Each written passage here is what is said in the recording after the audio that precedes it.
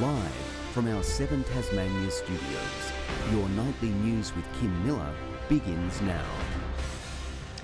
Good evening. Tasmanians have kept their faith with the Anzacs, turning out at cenotaphs and memorials across the state. Commemorations began before daylight, veterans, their families and communities gathering to remember a national legacy forged on foreign soil 108 years ago. Brianna Boylan begins our Anzac Day coverage from Hobart. Flickering in the darkness of a chilled early morning, the eternal flame shining as bright as the lives it represents. Age shall not weary them, nor the years condemn. Australian veterans today honoured for their unwavering commitment to the country's freedom.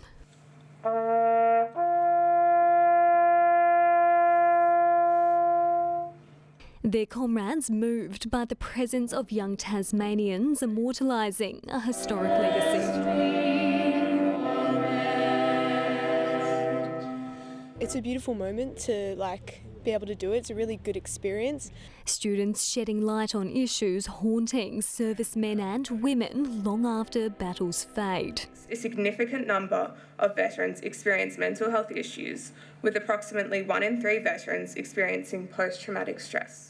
The ceremony, a fresh reminder wars and other hostilities still plague our world. A lot of people can't even imagine the grasp of it, and with all the conflict at the moment, it's good to remember all of the tragedy. We remember that this was to be the war that was to end all wars, and grieve that this has proved a forlorn hope.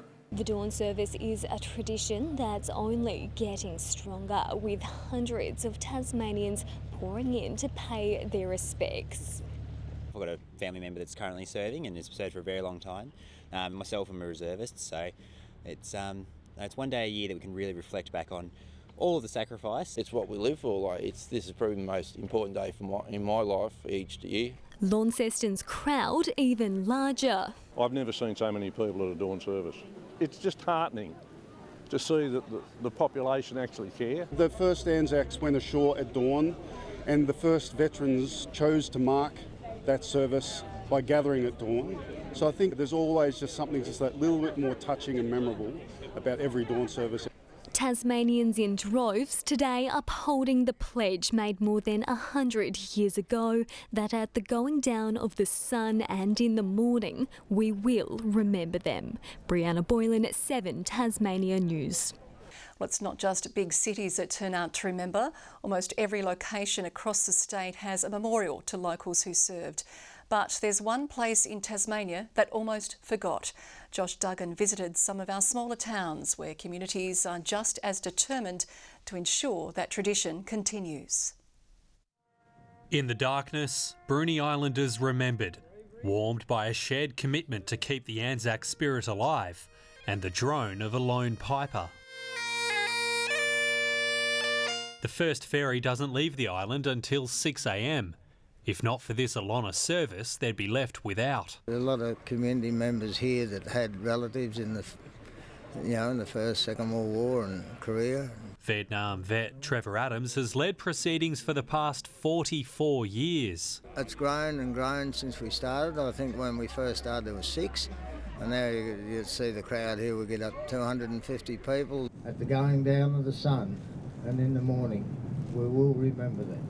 Regional communities stood shoulder to shoulder at services across the state, recounting the legend of Gallipoli. The enemy was waiting, and all that was altered was the course of many young lives. Towns like Lilydale also saw family and friends leave, with some never to return.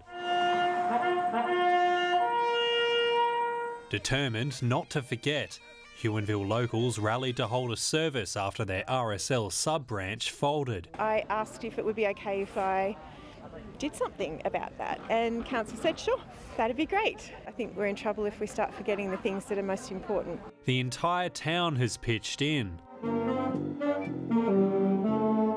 The concert band was recruited for music. The Little Athletics Club handed out rosemary, and Girl Guides cooked Anzac biscuits. I suppose when you've got lots of networks in a small town, we all know each other, right? This group, when they got in contact with me, I was happy as Larry. Whatever I'm upright, I'll I'll do my best to help me out. Unfortunately, they were too late to get a road closure permit. However, they're still holding a smaller march and plan on going right down the main street next year. The service also commemorating the contribution of New Zealanders.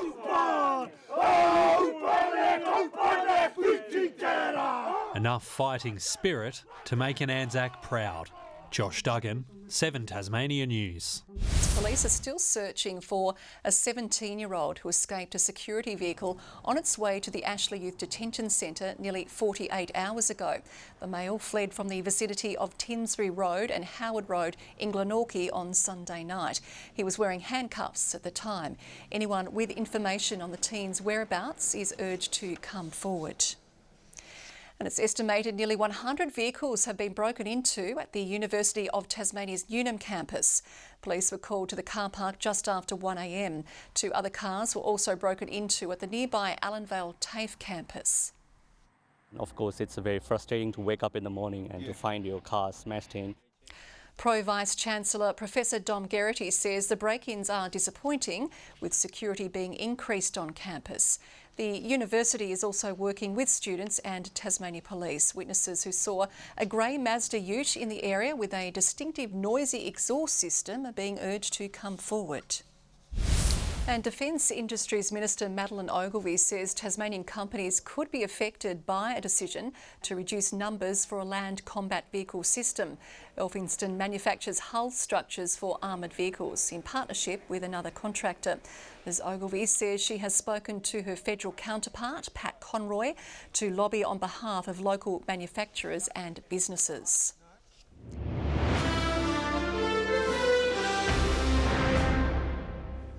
Returning to our Anzac Day coverage, and Tasmanians of all ages have turned out to marches and services across the state.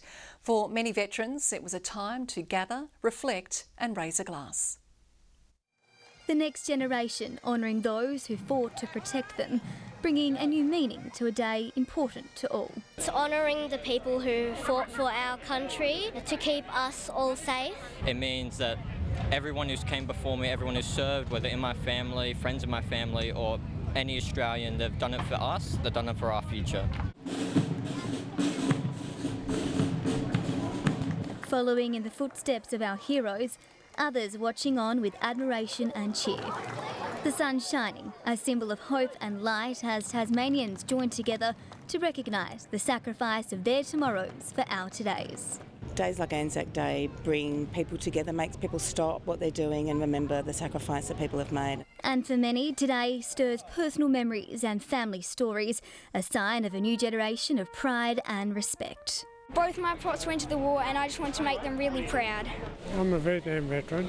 I've lost a few mates and that's why it's very important to come out and think of them. The community marching together, keeping the Anzac spirit alive and honouring those who served. For them to show what it means to respect service and to respect those that have been before us is absolutely amazing. Great memories like this should never be forgotten in our history. The rest of the day, a time to spend with their mates raising a toast. An afternoon of camaraderie, respect and a few beers to cool off. These are such a bunch of great blokes. Love them. This is what it's all about. Victoria Eastoe, 7 Tasmania News. Hobart City councillors have voted in favour of the Yes campaign for constitutional recognition of an Aboriginal voice to Parliament. The motion was brought on by Lord Mayor Anna Reynolds and sees the council join a number of other cities across the nation who had thrown their support behind the campaign. But it wasn't without opposition from some elected representatives. It's very early into the piece. The vote's not for quite some time. The information's still coming out. The conversation's still being had by experts. Council also took the next step in the removal of the controversial William Crowther statue, with a development application to be lodged in the coming weeks. Australia's multi-million-dollar Antarctic icebreaker is preparing for a complex operation to Macquarie Island to deliver hundreds of tonnes of equipment. The Noyina arrived back in Hobart yesterday after undergoing months of maintenance and repairs in Singapore. The research and supply vessel will set sail next month to cap off another busy season of scientific exploration.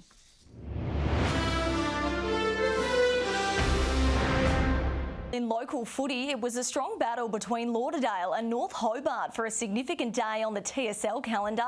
The Demons came out on top for the special Anzac Day victory after a dominant third quarter, while the Tigers pumped the Pies in a smashing win at the Twin Ovals. A solemn start to a monumental contest playing for the Anzac Memorial Trophy. It was a tight game early as the Demons and the Bombers went goal for goal. Players eager to put their bodies on the line for a special day of football, with neither side willing to let the margin blow out. But North Hobart were quick to notch it up a gear on their home deck, the hosts all over the ball in the final minutes of the first quarter to secure a 17-point lead. A solid crowd watching on in the stands for the fiery battle between TSL rivals. Meanwhile, at the Twin Ovals, the Tigers pounced on Glenorchy with 5 unanswered goals in the opening term. Tyler Carter sealing this one right on the siren. The Magpies struggled to overcome their deficit, but still made the most of opportunities, attempting to claw their way back into the contest with this free kick.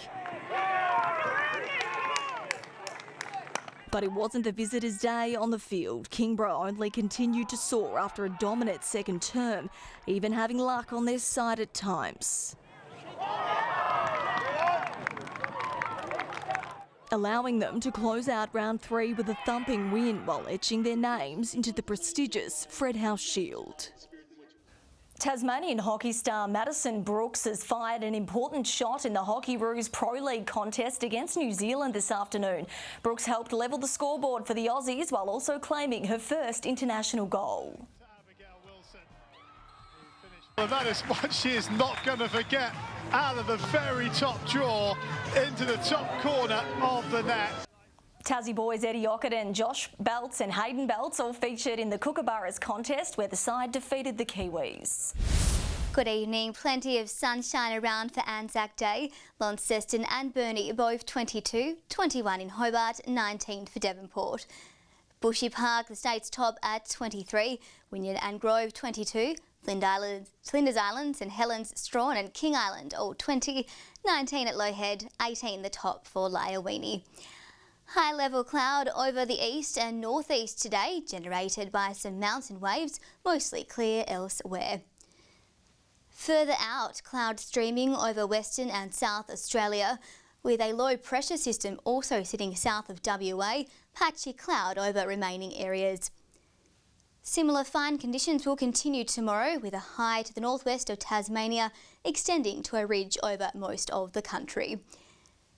North to northwesterly winds of 5 to 15 knots, tending more northeasterly during the day and up to 20 knots in the evening.